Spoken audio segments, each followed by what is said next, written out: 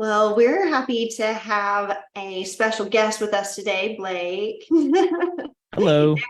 And we've got Deanna, who's also with us. So we're going to introduce them here in a second. But the conversation today is about empowering your clients to save and boost profits.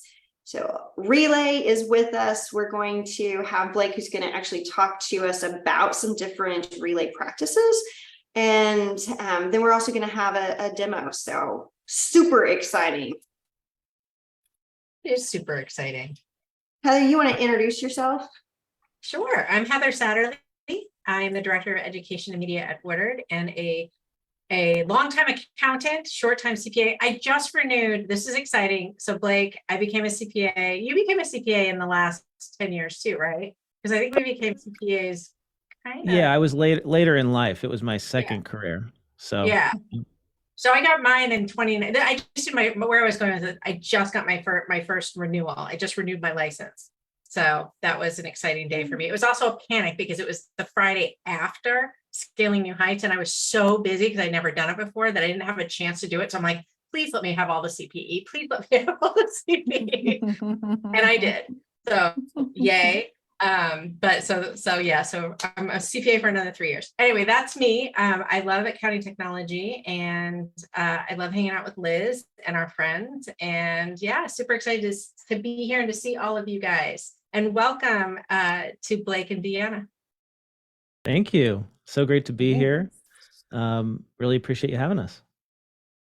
We love that you're here. And I'm just going to say, I'm Liz Scott, and I know a lot of you. So I'm going to move over to you, Blake.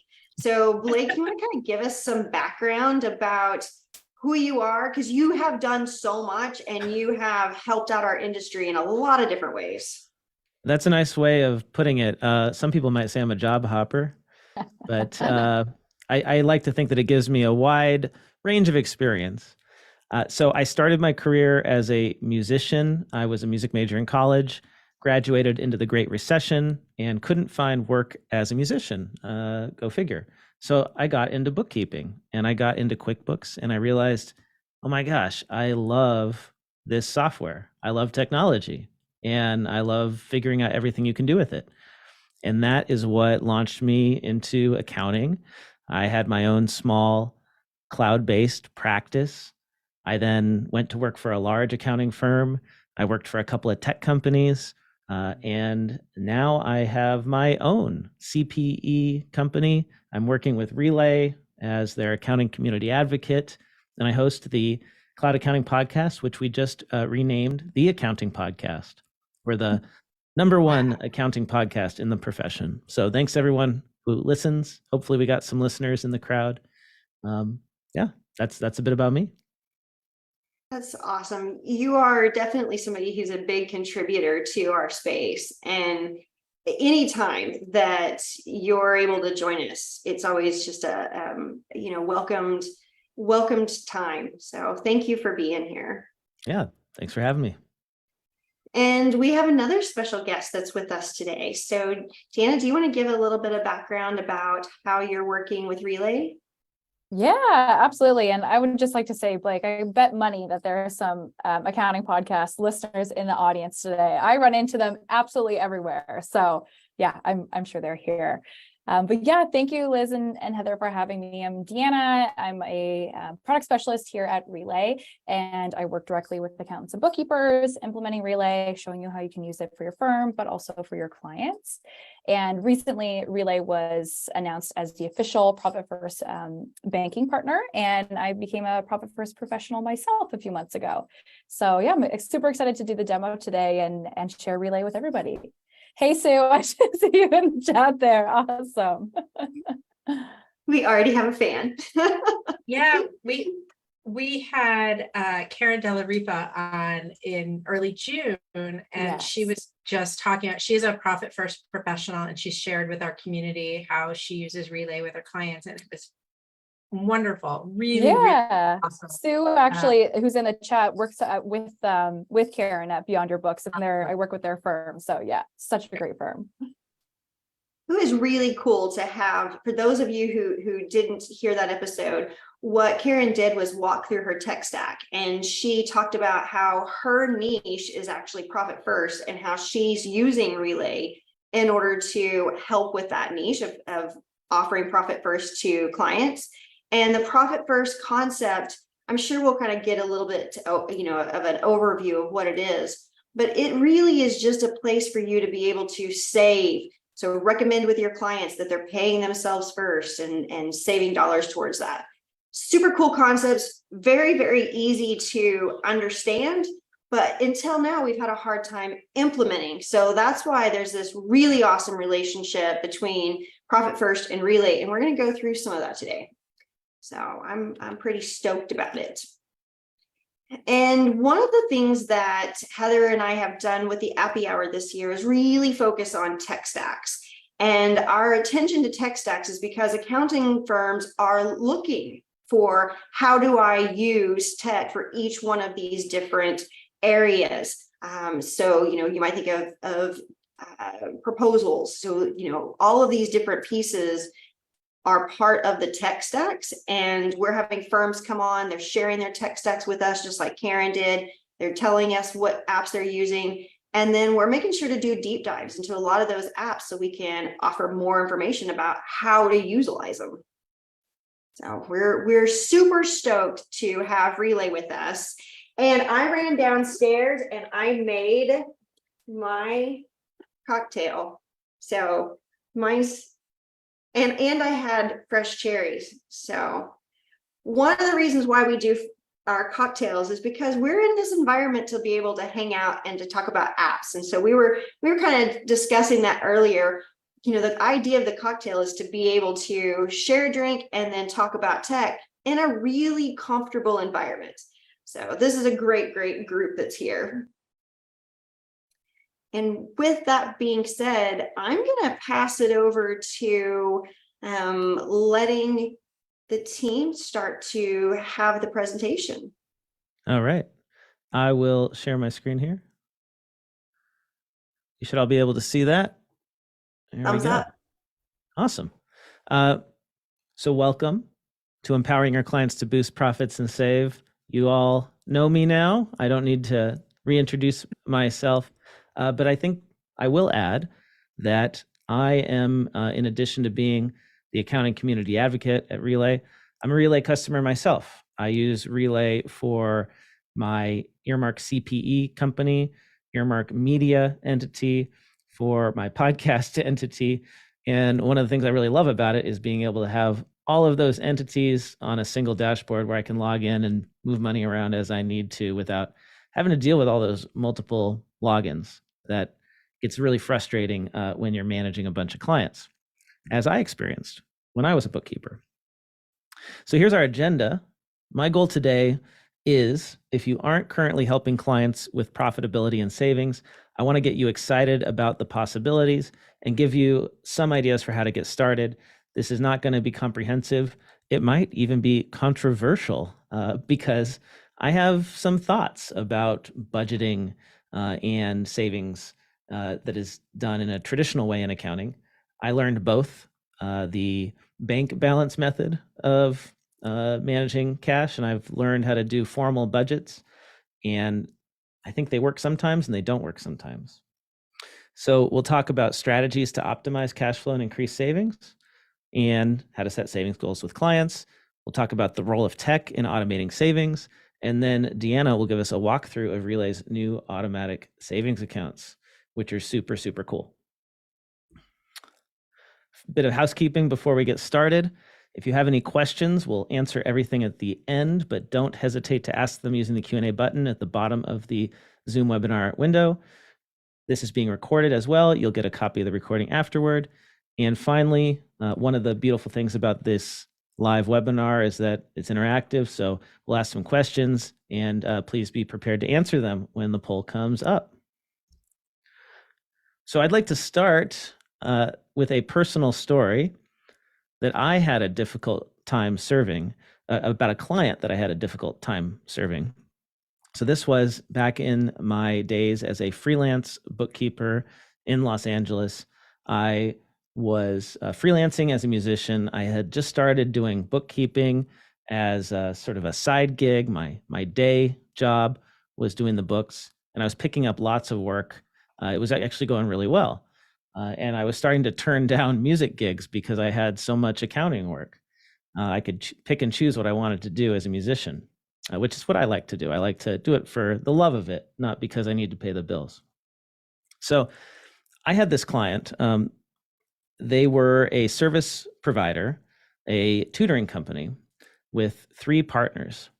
And I started out doing the books, doing payroll, bill pay, doing some monthly reconciliations. And not long after I started doing that for them, they asked me to start having monthly meetings with the partners. They would all get together around a table. They were all friends. 2 of them were sisters. It was very informal. It was fast moving. And here I was, the bookkeeper, doing my best to stay one step ahead of them in terms of having answers to their questions. I think you all have been there, right? Trying in the moment to be prepared, not knowing necessarily what is going to come up. And it became kind of stressful for me because every month there was an argument about how much to take in draws as partners. And I felt like I was caught completely in the middle. And the end of the year was the worst because end of the year, it's, Christmas time, Hanukkah time. Everybody wants to take a little extra for vacation, for gifts, as a reward for all the hard work that had been done. And there was always this pressure to take as much cash out of the business as possible at that time. And it was tough for me as a bookkeeper because it was a seasonal business. There would be periods of time where we'd bring in lots of cash, and then there would be periods like the summertime where there wasn't really much.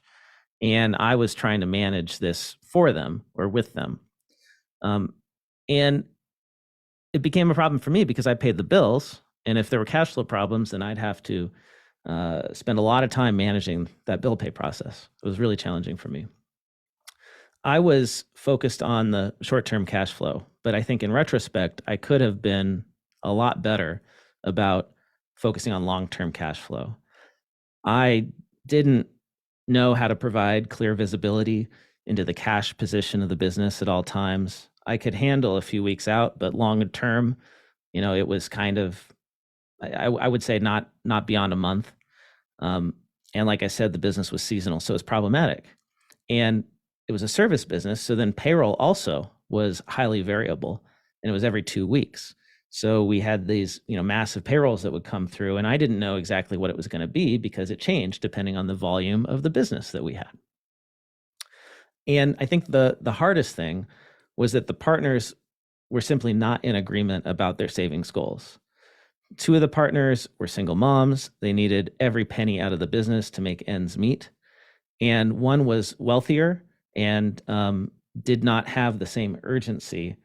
And I think also had like completely different goals in terms of the business. She was more interested in growing the business into something big, whereas the others were, really just more interested in creating a nice job for themselves. Now, they never said any of this. This is what I figured out after many, many meetings with them. But I think that if I'd had the courage to have that conversation with the 3 of them, it could have prevented the business from ultimately falling apart. The partners did not agree on these core issues. And eventually, the business survived, but the partners broke up. And I'm sure all of us have a story like this, whether it's our own firm or it's some business that we've served. Avoiding those conversations actually just postpones a bigger problem down the road. Blake, one of the things I think that a lot of people have is this failure, this feeling of failure. So if I give advice and it's the wrong advice and the business goes under, oh no, I'm part of that. But really, we're seeing the evidence. All we're doing is talking about it. Yep. And at the time I was young. I was in my early 20s, and I felt like as a professional, and I was studying to get my CPA. I felt like I needed to know the answers. I was really more focused on trying to provide all these answers to them when really I could have been helping by asking more questions, right? By asking that question, like, what are the savings goals? And then helping them come to agreement on that. And like, what's the goals for the business? And some people might say, well, that's not my job as an accountant or a bookkeeper. But if nobody else is doing that, who's going to do it? I think that's connected to savings goals too, right? It's all connected. Absolutely. And I think Yeah. a lot of times business owners really don't slow down enough to be able to think about, what is it that they need? Yeah. They're just too busy doing. Yeah. And it's funny because, as an entrepreneur myself, I am now in the same boat as my clients were. And I have a lot more empathy, I think, for them. And the lack of time is really a struggle. So, I think back to what I could have done to help save them time and to ask the right questions. I mean, it's really illuminating to do that. Put yourself in their shoes. It's really hard to. I think I'd as love to entrepreneurs, we're in that spot. Hey, I want to make sure that it looks like the poll, if it's not launching. So if you want to just throw your answer in chat, we'll be able to then grab these and move on. Yeah. Go ahead and let me know in the chat if you currently advise your clients on increasing profitability. Feel free to add any detail, like how you do it. I'd love to know. We've got a kind of, we've got a sometimes, a no, a yes, starting to do this now. Lots of not yets. Yeah. I'm not surprised there's a big mix because it's something that a lot of us want to stay away from. It's something that, if you get into it, it can lead to a lot of questions, which adds a lot of discussions, which adds a lot of time, which we may not have. William says, I absolutely do not advise anyone on anything. Yeah, that's Murph. Note the capitals used there. And Murph is saying retired, semi-retired. Each time he says that, I'm like, Kat says, cellist, I'm a violinist. I am a cellist. We should get together and jam sometime. So let's talk about strategies to boost profits and help clients save. And this is where you may disagree with me. And if you do, I really I want to hear it. Let me know in the chat what you think. So let's talk about budgets, because whenever we talk about savings, that is one of the things that comes up. Oh, you want to save? Well, you got to have a budget in order to make sure that you have that net income at the end of the year. And I learned how to do budgets. I studied and got my CPA, and I took the accounting classes, and I learned the formal budgeting process, and I even participated in a few of the technology companies that I ended up working for. And I'm going to say this. No. For 90% or more of small businesses, traditional budgeting does not work, in my experience. Now, you may have a totally different experience, but for most of them, it fails. And in the case of this business, I think one of the reasons it would fail is because, the partners just weren't interested in sticking to a budget. That's part of the problem, right? If the business owners themselves are not really interested in the finance side of things, they're not going to stick to the budget. And there's usually not enough reporting periods and controls in place to make sure that actually happens. They're just going to spend and they'll go over budget. And then you are as a service provider doing a ton of work to manage to a budget that nobody's really sticking to. Now, there are, of course, exceptions. And Murph mentioned HOAs. And actually, I had a big HOA as a client, and they had a budget. And they had a formal process where they did that, and we inputted it into the software, and that worked. And that was because they had a legal obligation to do it. Most of the time, though, budgets, they don't work. I'm also not a fan of debt. As a business owner myself, I stay as much away from debt as possible. And what do I mean by that? I'm not just talking about loans. I'm actually talking about debt to your vendors, to your suppliers. this idea that the way that you increase cash flow in a business is to accelerate your collections and push off payments to your vendors. That may be something that big corporations do, but in small businesses, it ends up just creating a ton of problems because they lose track of their debts and they get over their skis.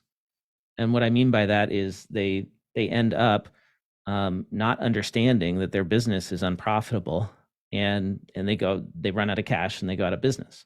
Most of the time, small businesses, they go out of business because they run out of cash, right? That's the main reason.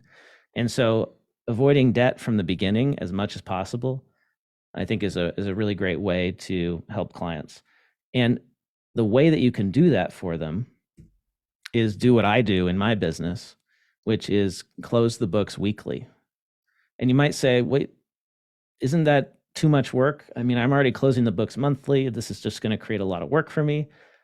Actually, I would argue that getting on a weekly close, reconciling the books weekly, invoicing weekly, collecting weekly, paying the bills weekly, running payroll even weekly is faster and better than doing it on a monthly basis, because you smooth out that monthly close by spreading it out. And you'll find actually that you can take more vacations if you close the books weekly, because the worst thing that happens is that you get a week behind on your close. And I think that this provides more visibility into the finances of a small business, and you can avoid debt and big payrolls that are unexpected by paying your bills quickly. I'm also a huge fan of collecting upfront. If you're a service business, you shouldn't be billing in arrears. This is something we can help clients with. And so we can help them get the cash up front so they can pay their bills right away. They have as few liabilities as possible. And the best part is, right, it's not the best part, but one of the nice side benefits is that your vendors and your employees will love you. I do this in my business, and my employees are so happy, and my contractors are so happy because they send me an invoice on a Thursday, and I pay everything on Friday, every single week. And I know that I don't owe anybody anything on Friday after I've paid my bills. And when I look at my Relay account, I know exactly where I stand. The cash that I have in the bank is pretty much the cash that I have available. And I like this especially because most business owners have a really hard time looking at a balance sheet and looking at an income statement and understanding what that means. And you might say, well, that's our job to sit down with them and explain it to them. But I'll tell you, after sitting down with clients and explaining to them the balance sheet and the income statement over and over and over again, and what accrual is versus cash over and over and over again, and they still don't quite get it, it's easier to adapt to them than to force them to adapt to how we do accounting. And I totally hear you. I mean, this feels like an area where our industry has a lot to ponder here. I mean, I saw somebody was like, I'm thinking about it. Because it does bring up the conversation of, does it really feel like more work? Or, like you said, is it spreading it out so that way you don't have as much requirements at end of month? And I think it's a differentiator too, because you can tell your prospective clients, hey, I don't just do this for you on a monthly basis and you're getting the reports you need on the 15th of the following month, by which time it's too late to really do anything about it. I'm going to close your books on a weekly basis. So when you log into QuickBooks or to Xero, or you get that financial statement from me, you know where you stand. And you can also pair this with advisory on a weekly basis as well. You can say, I'm going to sit down with you every week at the same time, and we're going to go over anything you need in terms of your accounting.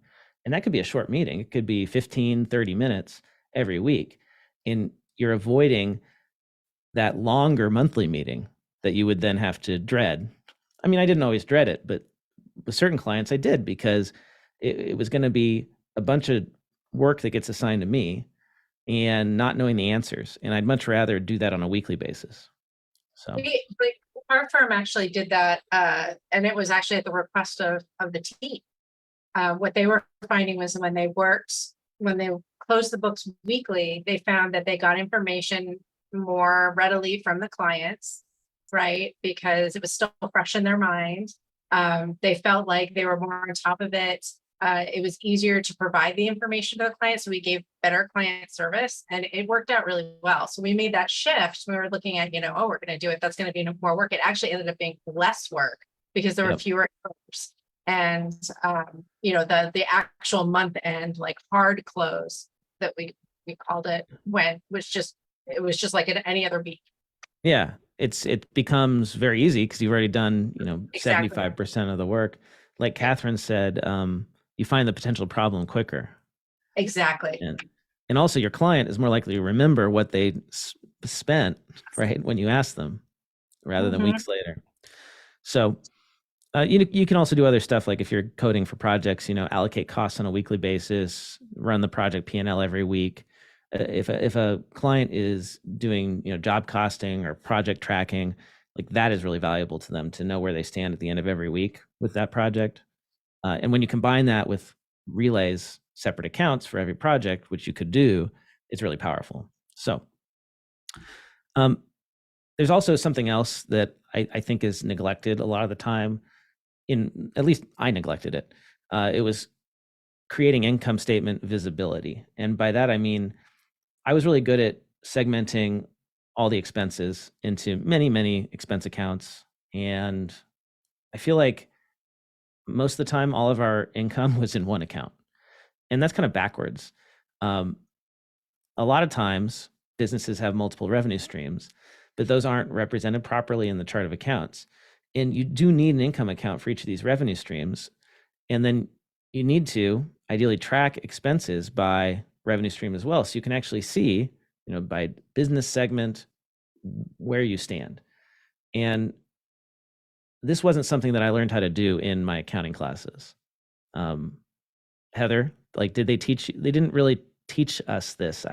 Maybe I just had Yeah, I've said, I did things the same way that you did. I was a bookkeeper first and then went to accounting school. And so it was a lot of aha moments of, oh, that's why we do this. But you're right. They didn't teach. I knew the theory of like the business end of it, looking at through the eyes of the business owner and getting the information they needed to run their business before I actually learned the accounting theory. And I do believe that that's a miss as far as the education program. One thing I would say, and I will say this, and just playing devil's advocate for GAAP accounting, and not everybody needs it, right? I mean, most of our small businesses don't need it. What I would say is that when you do end up with a client where you're running things on a cash basis, basically, trying to get that converted over to accrual basis for reporting. I've had clients that were running cash basis, and then all of a sudden we need to get a valuation, right? Or we need GAAP financials for something. That can be difficult, especially if you are adjusting the books, actually adjusting the books cash basis and making tax entries. So that's like a fine line. And I find that some accountants, they'll run the books cash basis all the way through the tax return, and then trying to back that out to get into accrual basis books ends up being a giant project. Yeah.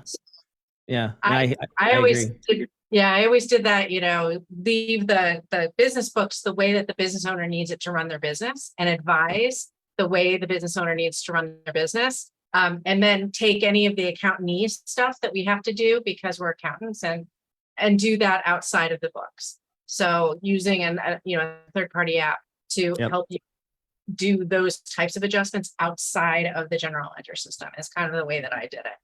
Yeah, I agree completely. Right, like the books should be for them, not for taxes, unless that is the explicit purpose. Right. Why the books are being set up. Right.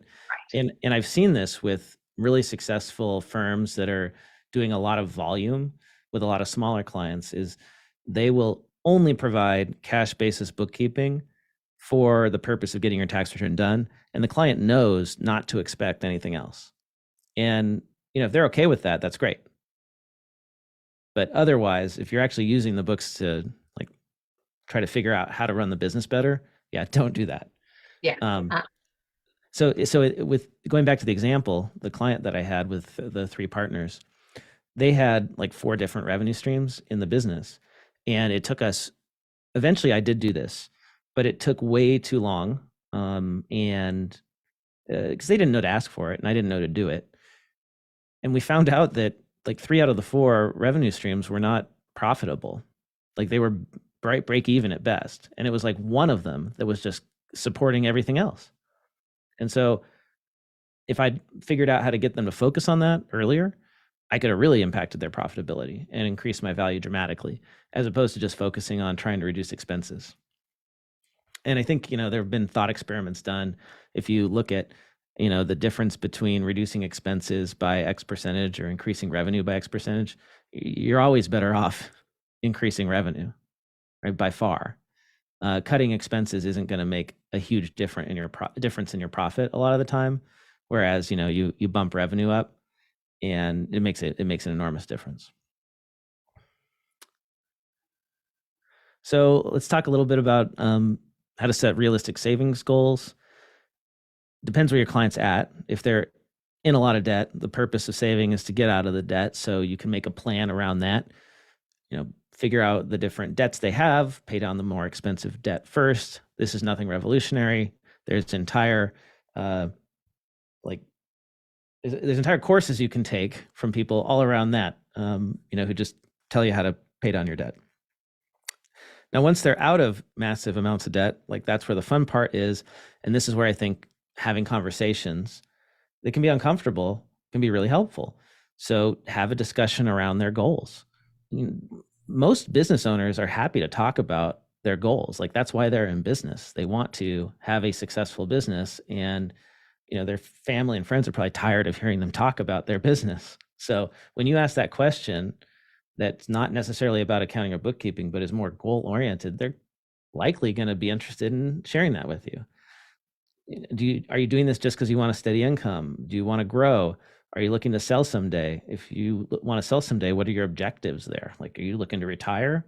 What is the point of all this? And so that discussion, I think, will then help you determine if there is a need to save for reinvesting in the business to grow it, right? There's a big difference between a business where you're just funding somebody's lifestyle versus saving for expansion. So how do we set some realistic goals? Establishing a minimum cash balance for the operating account is super important. Enough for the next payroll is not enough, as I learned. Best practice is 1 or 2 months of operating expenses. Operating expenses include payroll, rent, utilities, and other regular expenses. Seasonal businesses may need a bigger buffer, and you may have unexpected expenses. So budget 10 to 25% of your operating expenses for something unexpected. Here's an example. If a business is doing $1 million a year in revenue and they're roughly break even when you consider the partner draws and whatnot, that means that they need $80,000 to $160,000 in the bank at all times for safety. If the business is highly seasonal, like mine was, then you need more. You might need double by the end of the busy period. And that is where having separate savings accounts can be really psychologically helpful for the owners and the partners, is watching that balance come up and then you reminding them what it needs to be at each point during the year. So if you're doing weekly, you can monitor this weekly. You can advise the client if the balance drops below. I had this as a task on my to-dos. I think I was using Asana at the time, and it was recurring, and it was go check the bank balance and advise client if this is going to be a problem. No draws until it gets back above the minimum. I got the partners to agree on that. And we established some rules for what to do on a weekly basis with the excess. So, we had to make sure that we funded payroll, and we had to make sure that we had the tax liability handled. So we didn't have the benefit of having multiple accounts because we were at Wells Fargo, and this was before they decided to give everyone a bunch of fake accounts. And the partners didn't want to pay for a bunch of accounts, and I didn't want to do all the bookkeeping for a bunch. But if I'd had Relay at the time, I could have just set up all those accounts and transferred the money into them on a weekly basis. So I'm going to turn things over to Deanna to talk a little bit about a case study. This is about Relay and Profit First together. If you don't know Profit First, I would consider it, like, how can I introduce it? It's the number one cash-based bank balance way of managing, budgeting. I think that's how I would describe it. Maybe Deanna has a better way. Anyway, Deanna, take it away. Thank you, Blake. I feel like you said all your controversial takes and then are sending it over to me. So I appreciate that. You're welcome. I'll be checking the chat. Yes, of course. Awesome. So the story I wanted to share is from Dan, and he is a Relay customer and a CEO of a marketing agency. And in 2018, Dan actually bought this agency from the previous owner. And with that, of course, he inherited a legacy financial system that did not give him financial clarity into his new company finances. So when unexpected costs came up, like broken laptop, he really didn't know if the company could afford a new one. So even though he had money in the bank with one single account, he didn't know if he had enough money to pay vendors, make payroll, and cover the cost of a new laptop. So he knew he needed to make a change, and he ended up working with a CPA that introduced him to Profit First and to Relay, of course. So together with Profit First and Relay, it gave Dan the visibility he needed into seeing his agency's cash position on any given day. He was able to set up the traditional Profit First accounts for income, profit, operating expenses, owner's pay and taxes, and additional accounts for ad spend and tech savings. So as a marketing agency, Dan's clients often paid him media spend costs upfront. Before Profit First, it was really difficult for him to see how much money he needed to be earmarked for ads versus what actually belonged to the agency. But with Relay, Dan was able to easily move that money over to a separate account, a separate project account that Blake was just talking about, and get clearer visibility into exactly what he was earning, spending, and saving. So with this added clarity, Dan was able to find additional savings in his business and was able to start a new business venture and, of course, afford a new laptop, which is, really exciting here. So that's the case study we wanted to share, and we can move ahead to the next slide here, Blake. So, of course, this brings us to, the role of tech in automating savings. And then that brings us to Relay, of course. So what is Relay? Well, Relay is an online banking and money management platform that enables cash flow clarity. And other than just offering, free business banking for small businesses, we also help firms solve for major issues that you deal with on a daily basis, like access issues, broken bank feeds, messy data. So we're a bank plus, what is kind of like what I like to say. So so I believe next we're jumping into the Relay demo. Is that right, Blake? That's right. So I will stop my sharing and let you get yours going. All righty. The little switcheroo. And, while Deanna gets logged in, I just want to I want to explain how I think about Relay and how it helped me psychologically. So I did this in my own business. I tried doing this for clients. It sometimes worked, it sometimes didn't. I would accrue on the balance sheet these liabilities to try and give them a picture of where they stood. And then that was where I had the gap, is explaining, okay, here's cash in the bank, and then here's what you really have in terms of your equity. And, once you start talking about equity, people get really confused. And, and what I like about Relay is that instead of trying to do that all in the balance sheet, I can just do that in the bank, which is something that is very clear. So like Deanna's shown us, we got all these different bank accounts. So Deanna, go ahead. Take it away. Thank you. It's always nice to hear from, a real customer. So that's awesome. So yes, this is what the Relay platform looks like inside. We are fully virtual, so everything we do is online. And I always like to mention that our core features are free. So whether that is opening your checking accounts, making basic payments, we connect directly to both QuickBooks Online and Xero. So you connect that feed once, you never have to reconnect it again. I'm sure I have some disbelievers here with that, but it is true.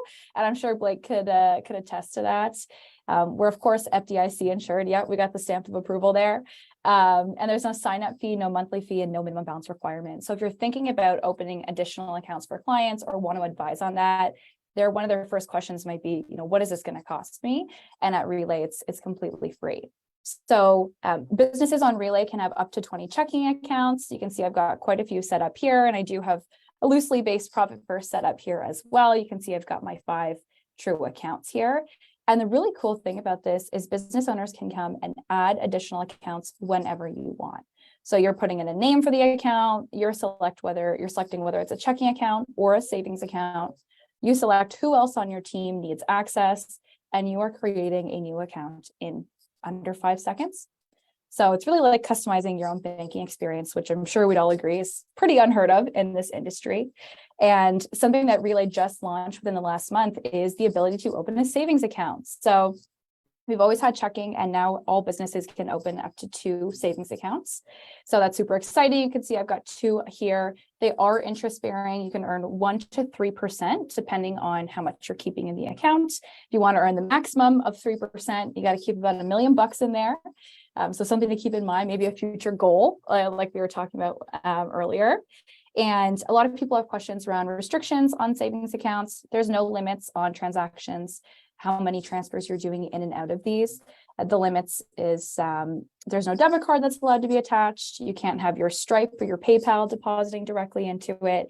And you can't have an external account connected to it. But other than that, there's no minimum balance for these savings accounts and no limitation on transfers in and out. It's really built for businesses that are thinking about saving for the first time and are looking for the opportunity to do so here. So you can open these accounts whenever you want. You can also reorder them. But of course, how do you get the funds to transfer in between them? We've got 2 options for you here on Relay. So if you're somebody who wants to manually move that money over and get that muscle memory going, you can come in here and transfer funds whenever you'd like. You can transfer funds to multiple accounts at the same time, and you can do this either by dollar amount or by percentage. So you have the ability to do that, which is really great. And for anybody that maybe wants to include some more automation in their business or knows themselves like, I'm not going to come in here and transfer those funds myself, we actually have something called an auto transfer rule. So this was created specifically for the Profit First method, but you can utilize it any way you'd like. And for those of you that aren't familiar with Profit First, it does have you do monthly transfers twice a month.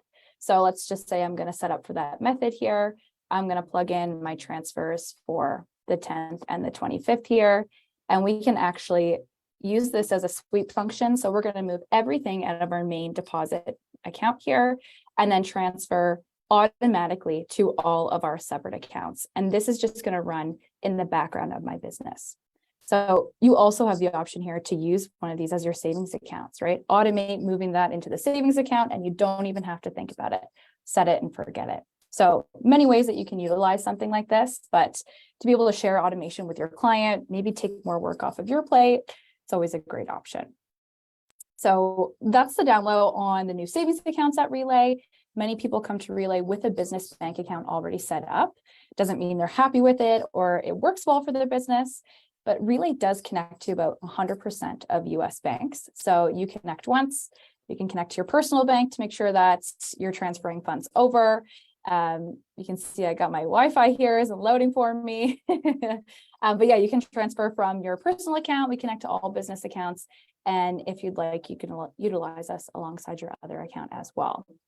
Now, I know we're coming up to the end of the hour here, so I'm just going to show a few other features that is really great for firms here at Relay. As soon as my Wi-Fi will allow me. Well, I really liked what you were There we go. sharing with the bank account, because those percentages is what I think a lot of people want to automate. They struggle there. Yes. So that's a huge win for a lot of people. Okay, I'll let you take it away.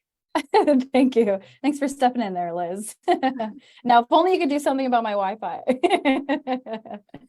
Now, something that firms love about Relay, and Blake also mentioned earlier, is the ability to have a dashboard. So whether these are all entities that you own yourself or multiple clients that choose to bank with Relay, you can view them all on one dashboard. So this is eliminating bank hopping, password sharing, 2FA code chasing. Everybody can be visible in one spot. You can also give access to your staff members. So that's another thing, right? A lot of clients will share their personal password with you. I'm sure you really don't want that, or to also share that with your client. So you can invite staff members and give them access to individual clients at any time. And for all the bookkeepers in the audience, not only does Relay show all of the check deposit images, so you can view these at any time, AKA less questions asked for you, which is great. But if you utilize the Relay debit cards, we also pull background information on the vendors. So not only do we pull the category of this transaction, but also things like this vendor's phone number, their website, their address, and map location. So all the stuff that I'm sure everyone here is used to Googling all the time, this is just here to speed up their process. And I think one last thing I'd share is, we can set up debit cards, of course. We've got our direct integration with QBO and Xero. You can also do free basic payments on Relay. So you can set up next day ACH for free. We also do check payments for free. Relay will print and send the check on your behalf. But a really cool feature here is, let's say we need to pay an independent contractor for the first time. We don't have any of their info. You can request all their banking details directly from them. So they're in charge. Yes, they're in charge of filling out all their own personal info. But one step further than that, I hope this gets another fist bump from Blake, but you can require W-9 forms from your payees as well. Double Double fist bump. Yeah. Yeah. And if you were choosing to require that, they don't through get Relay- paid until they submit exactly a document. Exactly. We're on Yeah. the same page here, Blake. Awesome. So that was a super quick overview of Relay, but I just wanted to touch on all the most important parts of how we help firms. But of course, there's more to share there. So Blake, am I handing it back over to you to the slides? Yeah, that sounds great. And we'll get to the Q&A. Absolutely. Always got to leave enough time for that. There's usually a lot of questions. I guess we don't really need a slide. We slide for just a slide that says giant Q&A here. So just in case anybody forgets what we're doing. exactly.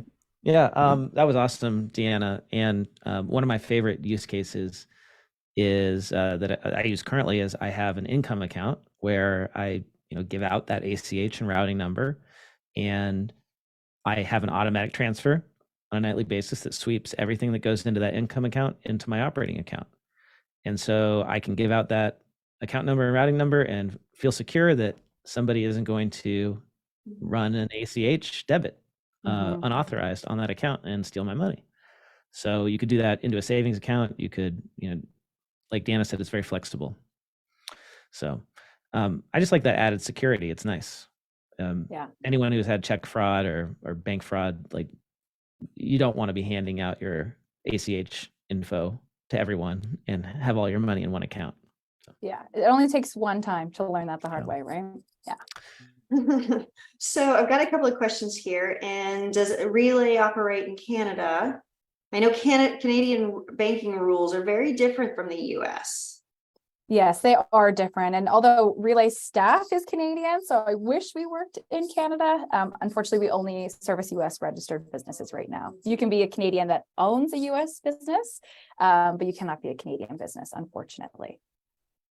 There's a whole lot of questions around profit first. And, there's a whole lot of people who haven't really, thought about this concept or methodology.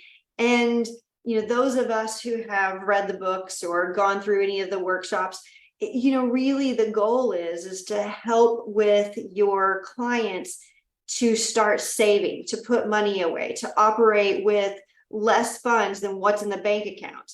And if you add on top of it Relay, that's where you're starting to be able to do the thing where Blake was saying, our clients don't understand balance sheets, our clients don't understand some of the reports, or is just more investment in time than they're wanting to make whenever they open up their bank account the morning. So it's another way to add on a way to save money and a way to plan for the future. I've personally used the envelope system of budgeting when I was right out of college and I was the starving musician. And I think of Relay and Relay paired with Profit First is very much an envelope-based system for businesses where you get your income and you divvy it up among the different accounts, and that way you don't touch what is not really yours.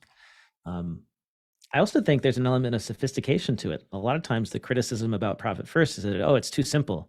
We need the balance sheet and the income statement and the financial statements. And actually, if you think about it, the way private equity firms operate is very much a profit first mentality. They take their profit before they operate the business because that's how their business is designed, right? They have to earn a certain percentage for their investors and they'll just do it. And that's what Profit First kind of forces you to do because you're taking that profit out of the business and you have to operate with what's left. That's like how private equity works.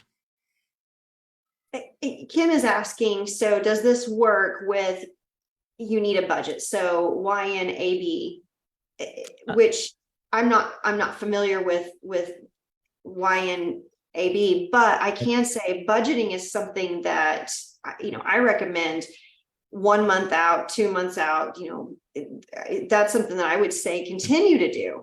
But the reality of budgeting is that not everybody adheres to it. And so if you have these dollars that you're putting in said envelopes, that's how you're able to start to really have a budget barrier. And so you've got some walls on your spending. I use YNAB personally for budgeting and Why not? yeah, Say that again. I mean, I call it YNAB. I don't actually know what it's supposed to be. You need a budget. And it creates these you can use a single bank account and then you have basically virtual envelopes.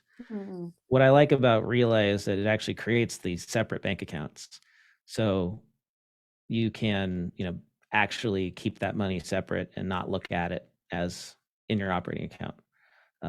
But I know people who successfully use YNAB with Profit First in countries where they don't have access to banks like Relay and they can only get a single checking account. That's nice, but I think Relays, I'd prefer doing Profit First with Relay. So we've got another question here. How does Relay make money if there's no cost to have accounts? As you can imagine, this comes up quite often, being a mostly free product. And Relay does charge for outgoing wires. So we charge $5 domestic, $10 international. And we also charge for our upgrade subscription to Relay Pro. But other than those two, our actual main revenue source is from our debit cards. So we offer those for free. As you use them, we get a percentage back from that. So it's not something you ever see as a user, but that's our main revenue source along with the other streams there. But a very, very common question for us. Well, a lot of these questions we've been answering as we go, and it's been super helpful to have the demo. I really appreciate the demo. It doesn't even matter that there was a little bit of a delay. It's like people want to see it. So I appreciate you being brave. It's nice when an app vendor does a live demo because it's scary. Like sometimes things don't work and you don't know when that's going to happen. And as a Relay customer, I think I've had fewer outages. I don't think I've ever had an outage where I've tried to log into Relay and it didn't work, but I've constantly had issues with Bank of America. So whatever you all are doing for stability, it's good. I'm going to launch a poll out there that's going to say, if you would like more information about Relay, go ahead and click that poll. Or some of you are already saying, hey, I already use it. That's pretty darn cool. But a lot of you are saying yes, that you'd like some more information. While they're doing that, could I address one of the common objections to Relay? Yeah, which is, Of course. it's how do I get my clients to switch banks? Yes. Right? That's hard. And so I say don't ask them to switch, ask them to add. And add Relay as a backup, right? Because we all learned from the Silicon Valley bank collapse that you should never have just one bank account with one banking institution. So you add Relay and you just say, use this as your operating account. And they'll like it so much, eventually they'll forget about their old bank account is what will happen. And then you use Relay as the operating account, as the accountant. You have access and it makes everything easy and the bank feeds are clean. So that's what I would do. I think that's a great suggestion, Blake, and that's often something that we talk about too, because even if you're just adding it on, all business owners experience challenges with their banks, whether it's cost related, access related, tech related. They're going to have one of those, and just adding on Relay at the beginning is going to show them it doesn't have to be like this, right? We don't have to settle. There are other options out there. So 100%. Well, I love it that in chat, Olivia shared the link in order to do a walkthrough. So that's super awesome. Blake, I think I'm going to take presenting from you. So that way I Go for will it. share my screen. All of you that are here, thank you. And I want to make sure that you know that we've got a YouTube channel that's got all of our different recordings there. So you can go in, you can check those out.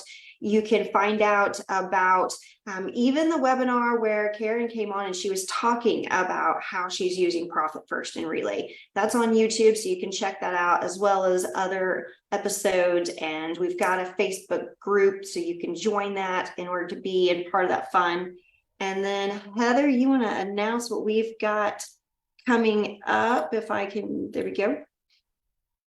Yeah, so in just a couple of weeks, we're going to have our good friend Sherelle Martin come on and share her tech stack for her firm. We met with her today, really excited for that. And then we have our Campfire Chat series coming up on August 8th. So lots of good stuff coming down the pipe, and we're excited for all these events. So lots of good stuff. Absolutely. Well, Blake, thank you for coming on. Deanna, thank you for doing the demo. And, Olivia, thank you for being over in chat and helping out and support there. Thanks, Liz and Heather. Yeah, thanks for having us. Of course.